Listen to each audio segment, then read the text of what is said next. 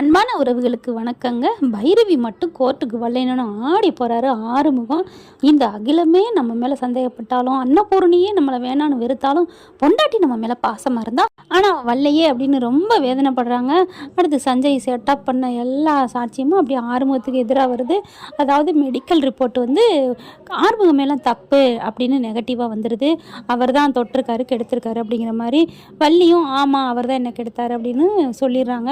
இவர் என்னமோ இந்த பிள்ளை என்னமோ நல்ல பிள்ளை நாயினார் மாதிரி என்னை கெடுத்தேன் அப்படிங்குது. ரெண்டு தரப்பு வாதங்களையும் கேட்டு விசாரித்த பிறகு நான் இந்த நீதிமன்றம் ஒரு தீர்ப்பை சொல்லுதுன்ட்டு அங்கே நீதிபதி என்ன பண்ணுறாங்க, ஆறுமுகத்துக்கு குறைந்தபட்ச தண்டனையாக அதிகபட்ச தண்டனையாகன்னு சொல்ல போகிறாரு. நிறுத்துங்க நிறுத்துங்க அப்படின்னு ஒருத்தவங்க வராங்க. குரல் கேட்குது. யாரது யாரது யாரது அப்படின்னு எல்லாரும் கோர்ட் வாயில் பார்க்குறாங்க. அப்படி பார்த்தா நம்ம மேடம் புயல் சிங்கார் சென்னைங்கிற மாதிரி சீரிப்பாயிர நம்ம தென் பெண்ணை அன்னை நம்ம பைரவி வராங்க. பைரவின்னு வாயில் வரல, அதுக்குள்ளே என்னென்ன ஜோடிக்க வேண்டியதாக இருக்குது. அடுத்து வராங்க வேக வேகமாக. என்னம்மா என்ன சொல்லணும், யார் நீங்கள் அப்படின்னு நீதிபதி கேட்க, நான் வந்து ஆறுமுகத்தோட மனைவி அப்படிங்கிறாங்க. எது சொல்கிறா இருந்தாலும் கூண்டில் வந்து சொல்லுங்கள் அப்படிங்கிறாங்க. சரிங்க வரானார் அப்படின்ட்டு மிக்க நன்றி அப்படின்னு போய் கூண்டில் ஏறுறாங்க. ஏறிட்டு அப்படியே சுற்றி முற்றி எல்லாரையும் பார்க்குறாங்க. அவங்க பார்க்குற பார்வையில் சஞ்சய் அப்படியே முறன்னு முறைக்கிறாங்க. என்னது பைரவி இப்படி பார்க்குறாளே, அப்போ சாட்சி கொண்டாந்துருந்தா நமக்கு எதிராக தான் இருக்கணும். ஏன்னா ஆறுமுகத்தை வளைச்சி போட்டது நம்ம தானே. அப்பா நம்மளை பற்றின குட்டு எல்லாம் உடஞ்சி போச்சா, ஐயோ அப்படிங்கிற மாதிரி சஞ்சய் பார்க்குறாரு. பைரவி இப்படியும் முறைச்சிட்டு எல்லாரையும் சுற்றி முற்றி பார்த்துட்டு, சஞ்சய் ஆட்டா படுப்பாவி உன்னை போய் நான் நல்லவேன்னு நம்பினேடா அப்படின்னுட்டு, என்னம்மா சொல்ல வந்தீங்க சொல்லுங்கள், இப்படியே சுற்றி முற்றி பார்த்தா என்ன அர்த்தம் அப்படின்னு நீதிபதி கேட்க, அடுத்து வக்கீல் அதே கேட்குறாங்க. நான் சொல்ல வந்ததை சொல்லிடுறேங்கய்யா அப்படின்னு சொல்லிட்டு, இவர் என் கணவர், இவர் எந்த தப்பும் பண்ணலை அப்படிங்கிறதுக்கு நான் தகுந்த ஆதாரம் கொண்டு வந்திருக்கேன் அப்படிங்கிறாங்க. ஆதாரத்தை கொடுங்கம்மா. ஆதாரம்னு சொல்லிக்கிட்டே இருந்தால் என்ன அர்த்தம், கொடுங்க, ஆதாரம் இல்லாமல் நீதிபதிகிட்ட கொடுத்துட்றேன் அப்படின்னு கேட்க, வக்கீல்கிட்ட கொடுக்க அதை நீதிபதிகிட்ட காமிக்கிறாங்க. நீதிபதி பார்க்குறாங்க. பார்த்துட்டு அப்படியே ஷாக் ஆகிறாரு. அட பாவி அப்படின்னு சொல்லிட்டு, இவருக்கு உடனே டிஸ்மிஸ் பண்ணுங்க, இவரை சிறையில் அடைங்க அப்படிங்கிற மாதிரி சஞ்சயை பிடிச்சி நீதிபதி திட்டுறாங்க. அப்போ தான் என்ன ஏதுங்கிற மாதிரி பார்க்க, சார் என்ன சார் என்ன மேலே என்ன அப்படிங்கிற மாதிரி சஞ்சய் கேட்க, உன் மேலே என்னவா, இந்த பார் இந்த செல்லை பார். அந்த மொபைலை காமிக்கிறாங்க. பார்த்தா வள்ளிக்கிட்ட போகிறாங்க. என்ன வள்ளி, எதுக்கு என்னப்பா வர சொன்னேன்?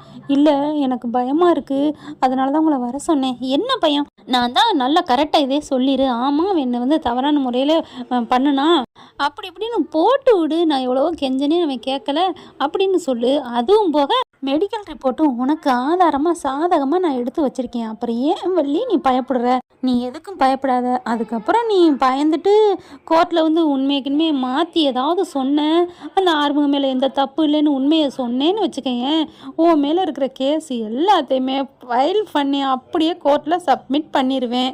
என்னை யாரும் ஒன்றும் பண்ண முடியாது. எனக்கு இருக்கிற பதவிக்கும் உயர்வுக்கும் என்ன வேணாலும் பண்ணுவேன். நான் உள்ளே போனாலும் சரி ஒன்றும் உள்ளர தள்ளிடுவேன். பார்த்துருந்துக்க வள்ளி.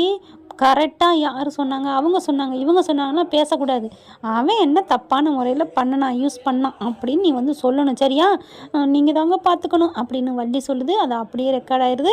காமிச்சோன்னே செம்ம தான் இருறாங்க. அப்போ பார்த்தீங்கன்னா ஒன்றும் பண்ண முடியல சஞ்சயால். அதுக்கப்புறம் ஐயா இதுவே போதுங்க, இதை விட வேறு என்ன வேணும், என் கணவர் எந்த தப்பும் செய்யலை அப்படின்னு பைரவி அடித்து சொல்கிறாங்க. ஆனால் சஞ்சய் இப்படி பண்ணுவார் நினைக்கவே இல்லைங்க, அவர் என்னோட ஃப்ரெண்டு தான், ஏன் இப்படி பண்ணான்னு தெரியவே இல்லை அப்படிங்கிறாங்க. அடுத்து வந்து சஞ்சய்க்கு வந்து வேலை போயிடுதுங்க. இப்படி தப்பான ஜோடிச்சு இப்போ ஒரு போலீஸ் வந்து மக்களுக்கு பாதுகாப்பாக இருக்கணும், அவரே இப்படி மக்களுக்கு வந்து தூண்டி விடுற மாதிரி தப்பான கேஸை ஜோடிக்கலாமா அப்படின்னு அவங்களுக்கும் தண்டனை கொடுக்குறாங்க. அடுத்து வந்து வள்ளி நீ இப்படி தப்பான இதில் போய் சொன்னதுனால உனக்கும் அப்படிங்கிற நிறுத்துங்க, தயவு செஞ்சு கொஞ்சம் நிறுத்துங்க யுவரானர் அப்படிங்கிறாங்க பைரவி. என்னம்மா நிறுத்துங்க அப்படிங்கிறீங்க அப்படிங்கிற, கொஞ்சம் நான் பேசிக்கிறேன், குறுக்கிடுறதுக்கு மன்னிக்கணும் அப்படிங்கிறாங்க. சரி சொல்லுமா அப்படிங்கிறாங்க. இல்லை இதில் வள்ளி மேலே எந்த தப்பும் இல்லை. என்னம்மா தப்பு இல்லைங்கிற, அந்த பொண்ணு தான் வந்தோடனே சொன்னுச்சே அவர் தான் என்னை வலுக்கட்டாயப்படுத்தினாருன்னு, அது எல்லாமே இவர் சொன்னதுனால தான் சொன்னாங்க. ஏம்மா அவங்க சொன்னதுனால இவங்க சொல்லலாமா, அது தப்பு இல்லையா? உங்களுக்கு எதிராக சொல்லியிருக்கு, அதை போய் நீங்கள் எப்படி சொல்கிறீங்க? எதிராக தான் சொன்னாங்க, ஆனால் இப்போ எனக்கு இந்த ஆதாரம் கிடச்சிருக்கே, அது யார் மூலமாக கிடச்சிச்சின்னு நீங்கள் நினைக்கிறீங்க? என்னம்மா பைரவி சொல்ல வரீங்க, முழுசாக சொல்லுங்கள் அப்படிங்கிறாங்க. அப்போ தான் சொல்கிறாங்க, நான் சொல்கிறேன் அப்படின்னு சொல்லிட்டு எல்லோரும் இங்கே கோர்ட்டுக்கு வரணும்னு வந்துட்டாங்க. நான் வந்து எப்படியாவது குற்றமே செய்யாத என் புருஷனை காப்பாற்றணும் அப்படிங்கிறக்காண்டி வள்ளியை தேடி நான் போனேன்.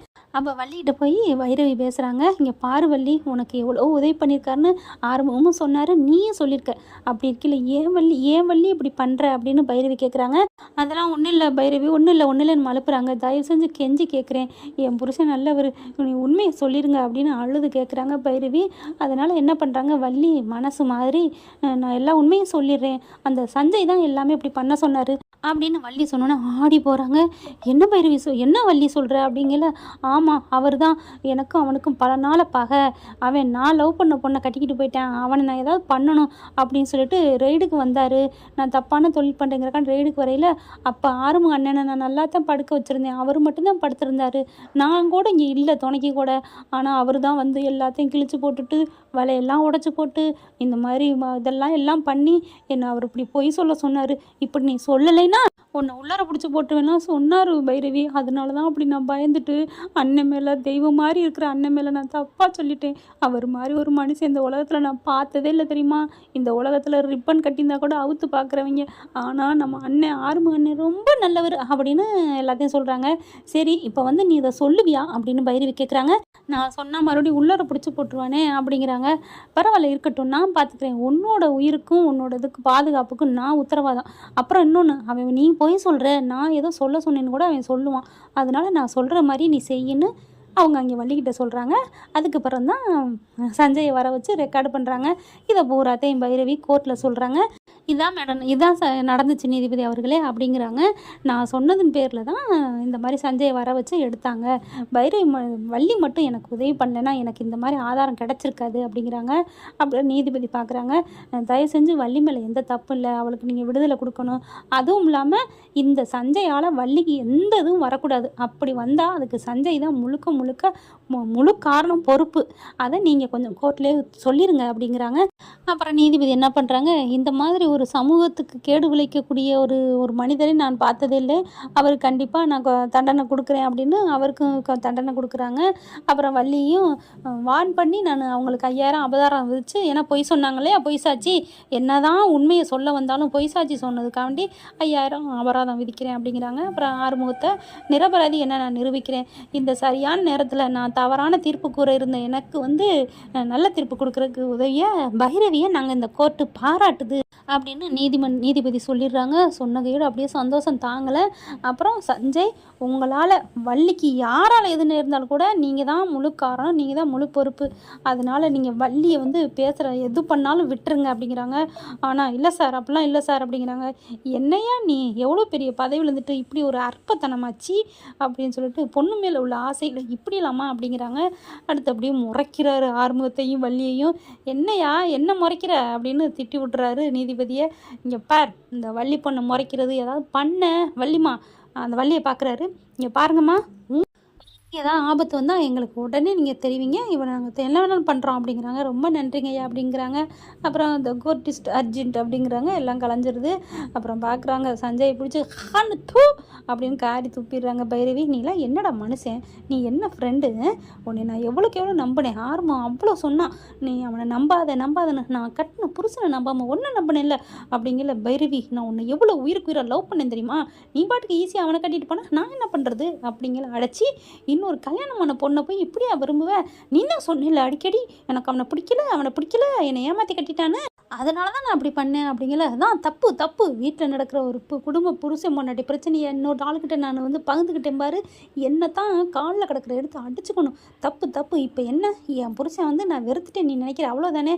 இப்போ பாரு, என் புருஷன் மேலே நான் எவ்வளோ ஆசை வச்சுருக்கேன், பாசம் வச்சுருக்கதை புரிஞ்சுக்கடா, இப்போ பாரு இதையாவது நீ திருந்திக்கோ அப்படின்னு ஓடி போய் ஆறுமுகத்தை கட்டி பிடிச்சிடுறாங்க. நீதிமன்றம் கூட பார்க்காம அவ்வளோ அழகாக கட்டி பிடிச்சி முத்தம் கொடுக்க, ஐயோ அப்படின்னு அவருக்கு சந்தோஷம், உடம்பு பூரா புண்ணாக இருக்குது.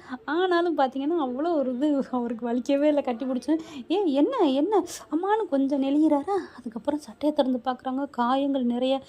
ஏன் ஆறுமுகம் இதெல்லாம் சொல்லவே இல்லை, அவன் தான் அடிச்சுட்டான் பைரவி, நீ நம்பவும் மாட்ட, நீ மனசு நொந்து போ அதுதான் அப்படிங்கிறாங்க. அடுத்து என்ன, அன்னபூர்ணி வந்து மன்னிப்பு கேட்கும், காலில் விழுந்து என்ன மன்னிச்சிருடா அப்படின்னு. இதான் நடக்க போகுது. என்ன ஃப்ரெண்ட், இப்படி போனால் நல்லா தானே இருக்கும், பார்க்கலாம். தேங்க்யூ. இந்த வீடியோ உங்களுக்கு பிடிச்சிருந்தா தயவு செய்து லைக் பண்ணுங்க. இன்னும் அப்டேட்ஸ்க்காக சேனலை சப்ஸ்கிரைப் பண்ண மறக்காதீங்க. நம்ம கிட்ட இருக்க எல்லா சேனல்ஸோட லேட்டஸ்ட் வீடியோ அப்டேட்ஸ்க்காக மேல ரைட் சைட்ல காட்டுற லிங்கை கிளிக் பண்ணி வாட்ஸ்அப் குரூப்ல ஜாயின் பண்ணுங்க. உங்களிடம் விடைபெறுவது நான் உங்கள் மெஹர்.